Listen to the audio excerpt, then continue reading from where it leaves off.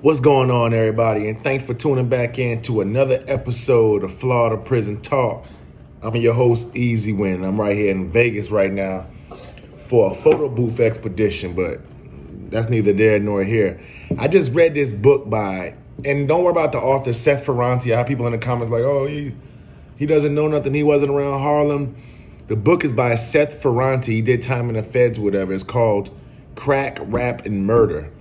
It's a story of Alpo, AZ, and Rich. And I know you're like, he's beating a dead horse, man. But no, it's different because this book had stuff in it that has never been talked about. And this is not coming from Seth's mouth. Like, of course he doesn't know about these guys. He's an author and he's been in prison, whatever. But a lot of the stuff in that book is quotes from people that was in Harlem at the time. Like, a lot of the quotes was AZ. And tap in the comments, man, if anybody is familiar with somebody named Doowop. They say Alpo feared Doowop. They say he would fear Doowop. And this is coming from AZ's mouth. AZ said that Alpo feared Doowop. He had big respect for him. He knew Doowop get busy. Correct me if I'm wrong. This is what was said in the book. And one day they said Kevin Childs had sponsored a trip to Bear Mountain on a bus or something. Took a bunch of people to Bear Mountain. And Alpo asked Doowop, hey, man, can I go crazy? Can I wild out today, Doowop? Like, yeah, do you, man. Like, you got to ask somebody if you can wild out. So, of course, everybody know Alpo got busy, did his thing, confessed to 14 murders and all that. And then they spoke about a guy named Randy Love.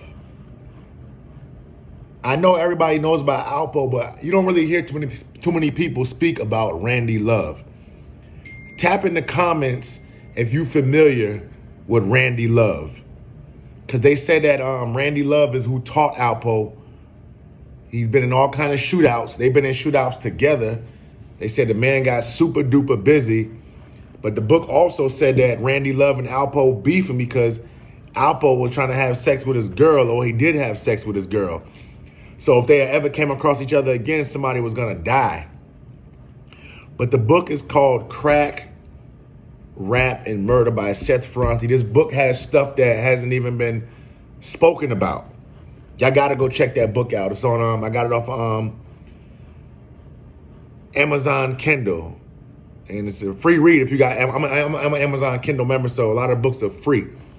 It's a free read, but they broke it all the way down from the very beginning. Apparently, Alpo had a crazy brother that was mentally challenged. I didn't even know Alpo had been shot so many times. Like, this man been shot a bunch of times. Like, they've been trying to take him out.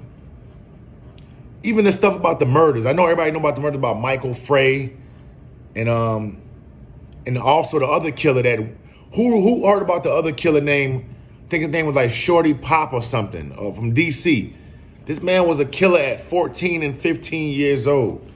Tap in the comments if you heard about Little Shorty or Shorty Pop or something like that. He was another killer that was raised by Wayne Perry per se. And it just gives you the chills, man, the stuff they saying about Harlem and how Alpo and them met up. It's just so in depth. A lot of stuff that the movie missed. And a lot of stuff the movie got right. They said Alpo was really playing the videos at the rooftop. They said that he loved to have sex with other people's girlfriends, all of that stuff. But let me tell you something I figured out in that book with Alpo. Every time Alpo killed somebody, every time he killed somebody, he tried to justify it. Like, he didn't want to seem like he was that savage. Like, he didn't want to seem like he was grimy. So every time he killed somebody, he's like, well, they did this. Like, it's hard for me to believe that he killed Rich over Rich was lying about the keys. I think you wanted the 30 keys. That's why you killed him. You had mental health problems, man. That's what it was. He had mental health problems. He said he killed Big Headed Gary because Big Headed Gary told somebody in prison about a deal he had going on, and Big Headed Gary was going to kill him. I think he made that up too, honestly, just to justify the killing. Then the dude Andre he said he killed Andre Andre got killed because he was messing with Big Head Gary's girl. And he spoke to Andre and told him don't do that. And Andre did it again. And Big Head Gary found out that he did it again and he shot him. But Alpo, it seemed like Alpo wanted him dead too because he kept all the money. Like a 2-for-1 deal, you know?